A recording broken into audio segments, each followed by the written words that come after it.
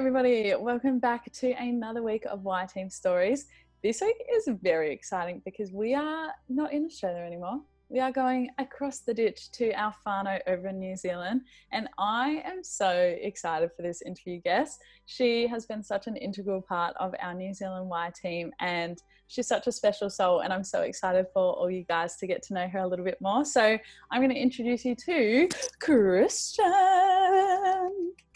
Chris, for all those people that may not have met you before, tell a little bit about your yLead journey, how you got involved, and your journey from there.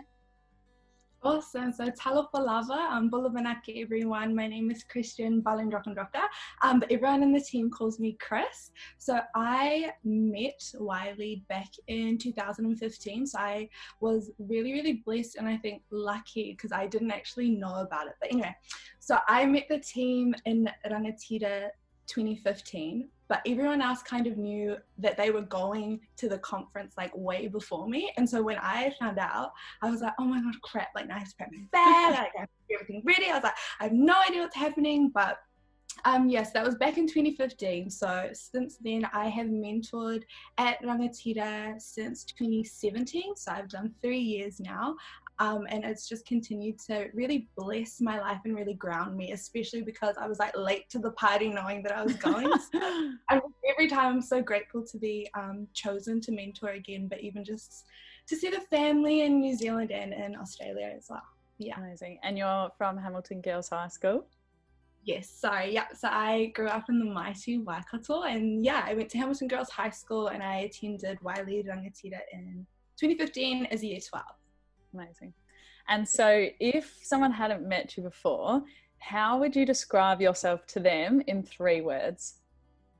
Ooh, I would say that I am passionate, bubbly, and empathetic.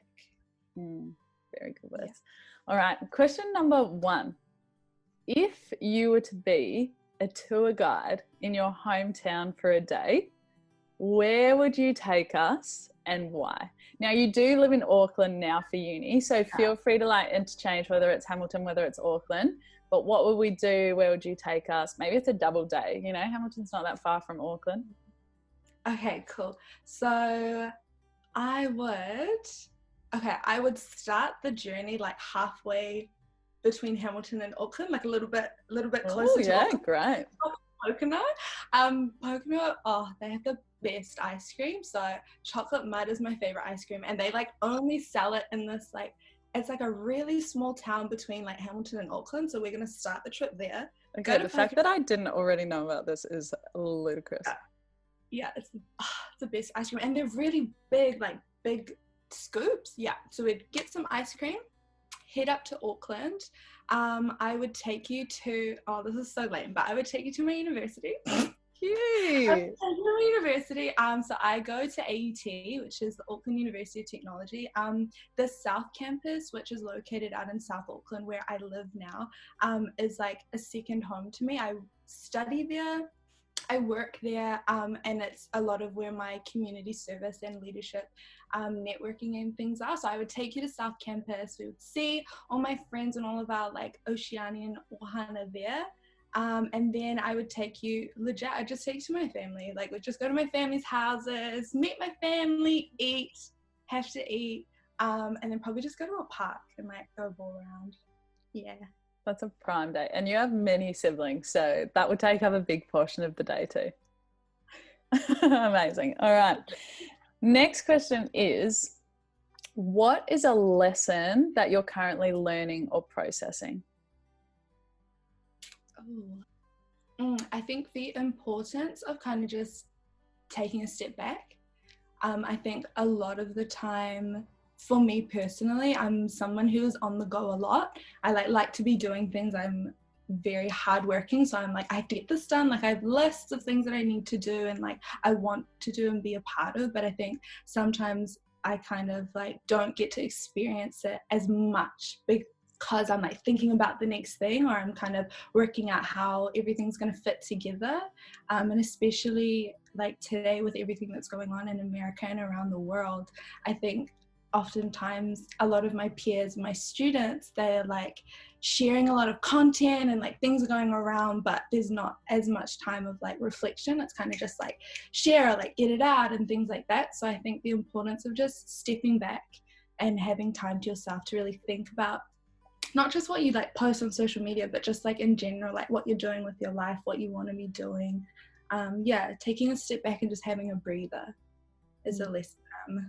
I'm learning, but I'm also like avoiding it because I'm like, oh, I don't really want to be doing that. I need to. So processing that for sure. Yeah, awesome. Now, as you're saying, there is a lot that's going on in the world right now, but what's something that's made you laugh this week? Oh my gosh, the memes that are about like online study at the moment.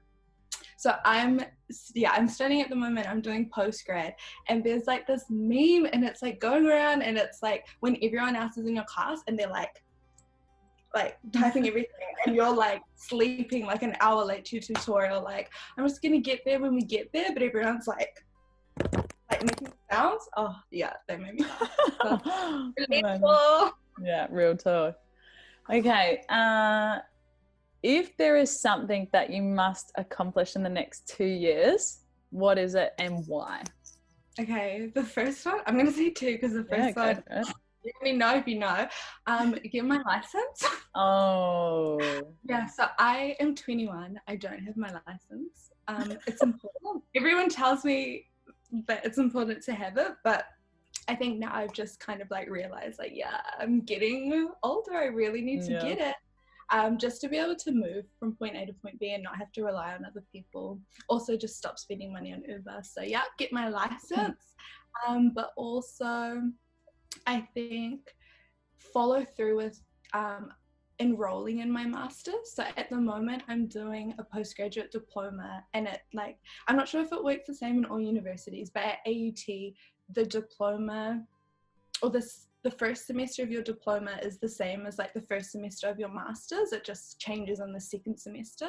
So effectively in 2 weeks time I would have finished the first semester of my diploma and I've finished the first semester of my master's. But I do things in stages so that in my head I'm like taking one challenge at a time. But I think in 2 years time I just want to like have enrolled to do my master's and just be doing it instead of kind of categorizing it in my head, because I'm kind of scared of it, but I know it's what I want to do and what I've been called to do. So enroll and follow through with my master's. Amazing. And if like there are a lot of people that haven't met you before, what is that process that you've been going through? Because a lot of our yTeam are either starting uni or are just making their way through. What was your undergraduate degree? What's your postgrad in? What is that calling that you were talking about? Oh, cool. So I studied a Bachelor of Communication Studies here in New Zealand, obviously. And I had my majors in public relations. And so I did my undergrad 2017 to the end of last year. So I've just graduated. And now I'm studying a postgraduate diploma in communication studies. So I'm actually I've just decided because of lockdown that after the semester I'm going to take some time off, but it's really cool. So I'll still graduate at the end of the semester with a postgraduate certificate in communications, which I kind of forgot about, but they emailed me. They're like, oh yeah, no, we'll let the graduation office know. And I was like, oh, okay. Okay, cool. We're going to get another. Great. Okay, that's kind of my study journey. But I guess the calling that I was kind of talking about was more to do with very much storytelling and kind of Pacific identity and where Pacific people kind of exist here in New Zealand, but also just in the world. So by studying communications, for me, I've been able to learn about how to effectively communicate between organizations and also governments and people, so with the public, with the people. So I don't know if that makes sense, but no, that's awesome. Amazing. Love that. Now, as you know, you've been to quite a few conferences. At every conference, a staple that we have is our packets of texters, right? If you were to choose a color and be one of those colors within a yLead packet of texters, which color would you choose and why? I feel like I feel like I would be hot pink. Oh. Yeah, I feel like I would be hot pink, not to be confused with a baby pink, but yeah, a hot pink. I think that it's a little bit spicy, like it's just a little bit like a pop of color, but also I think that it just like kind of brings out other colors, and you don't have to make it a main color, but if you wanted to use it as a main color, yeah, so it'd be a hot pink. Yes, That's a bang on answer and very appropriate to you. Like you're a multifaceted woman, just popping out, bringing out all the different colors. Yeah, love that. All right, we're gonna mix things up. I just want you to say whatever comes to mind straight away. It's our fast 5 questions. All right. Here we go. Favorite food? I said sushi. It's not. Now you've got a second to think. McDonald's. Fair, you do, you girlfriend. All right. Favorite destination? Fiji. Oh, yeah. Beautiful, love that. Favorite band or artist? Oh, Whitney Houston. Has to be. Yeah, good one. Your favorite movie? Oh, I love movies. Okay, I'm gonna say Whanau just because I'm studying it at the moment, and I know you love Whanau. Oh my god, yeah, love it. Okay, last one is favorite color. Yellow. Yeah. Yeah. I love the second guessing. Like, Yeah. Is it? Is it? So funny. Well, we've been taking the time on these yTeam stories to keep getting to know our yTeam community even more. And I know I'm so thankful to have such a close friendship with you that we've built over the last few years. And so I know that there's so much to you. And I think as well, something that I really cherish about coming to New Zealand is the embracing of culture. And, you know, you've talked a lot already about the Pacific and about your Fijian heritage and things like that. So I think for our yTeam community, if you could just share a little bit of your cultural identity and why it's so important to you and how it kind of comes through into your life, and even anything that you think would be relevant for us to know. Like in Australia right now, we're going through such a pivotal time for our Indigenous culture, and a lot of people are recognizing that we don't know that much about our Aboriginal culture and history in Australia, whereas in New Zealand, you know, it is such a prominent thing that you guys have. So yeah, if you could just, you know, share some things about yourself. Yes, I would love to. Okay. So yes, I am half Fijian and half Samoan. So my mom is full Samoan and my dad is full Fijian. I think that my cultures are such, I want to say like important pieces of my life, but they're very much like essential to who I am as a person. The way that I was raised and the way that I kind of see the world is very much framed by my cultural identity. So different values that have been instilled in me, like respect and accountability and collectivism, is very much like what I was kind of conditioned to value and kind of hold as an important kind of aspect of life. But it's also the way that I now, like how I act, how I present myself, and how I kind of see the world. So I was born and raised here in New Zealand, but my mum is a first generation born Kiwi, and my dad moved to New Zealand for university. So even within that, I think Pacificness, but then even just culture in general, there's so many different facets to it. It's intersectional. So I think even just to be able to talk about my identity, something that I guess is important for a lot of Indigenous people, is just that there's not one kind of identity, if that makes sense. So like you might have a friend who's Samoan and you might be like, oh, okay, cool, like maybe so if I meet someone else who's Samoan, like they're gonna be similar or they're gonna be the same. And it's like, yeah, but no, like it's not. There's so many different things that even come into that identity in itself, that when it's put in different places, you also kind of have those influences that kind of adapt that person. So just an example for me, I grew up in the Waikato, and so there's this thing where like there's different Pacific Islanders from different areas of New Zealand are very different, and it's like, yeah, they are, but now moving from the Waikato to being in Auckland, like I see it and I'm like, we're a little bit different. We have different views on our culture, but even the way that we kind of express it, different cultures, and my Pacificness and being an Indigenous person to Fiji and Samoa, that I recognize that I have a different experience of New Zealand, not only to my other Pacific brothers and sisters, but even to the Indigenous people of this land. I really wanted to also touch on just my Samoan heritage and my Samoan side. So when I was growing up, my dad lived in Fiji and he would come and visit us in New Zealand. And I actually lived with my mom, my siblings, and my granddad, so my mom's dad. So a lot of my leadership and even just the kind of person that I am is like comes so much from my mom, my siblings, and my granddad. So I was very much brought up more so, I think at the time when I was growing up in my Samoan side, because they were like around me more, we went to visit them. And I think that a big part of my leadership that comes from my Samoan side, or from my granddad and from my mom, is the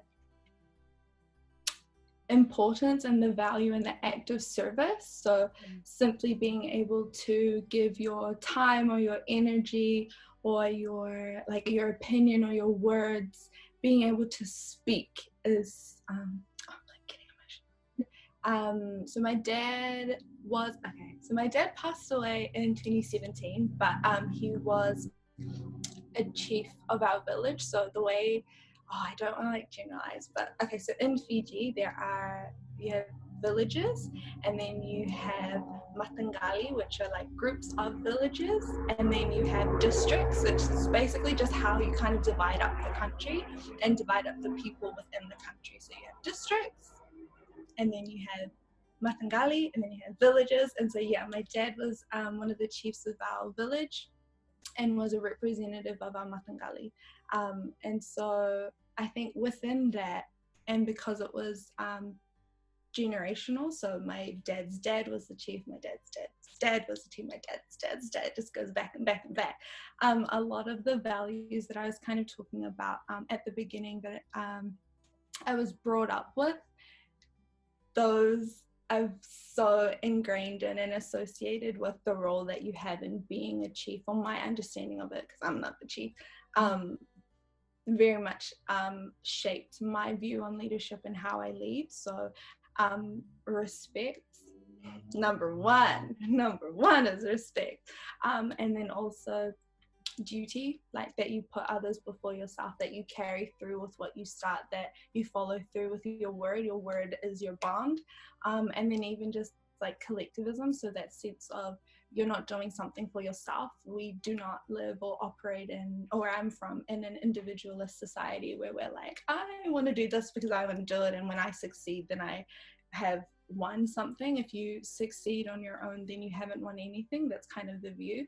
It's when you succeed and you turn around and you bring everyone with you, that's kind of the view on success. So I think those three values being poured into me and sown into me growing up has shaped how I then lead. I think that's also important, that people can kind of understand that, or even just learn that Pacific people are not all the same, but like Indigenous people are not all the same, and people of color are not all the same, but a lot of our similarities come from, I think, the ways that we've been portrayed in light of colonization and things like that, and different structural barriers that we have that other groups and communities don't have.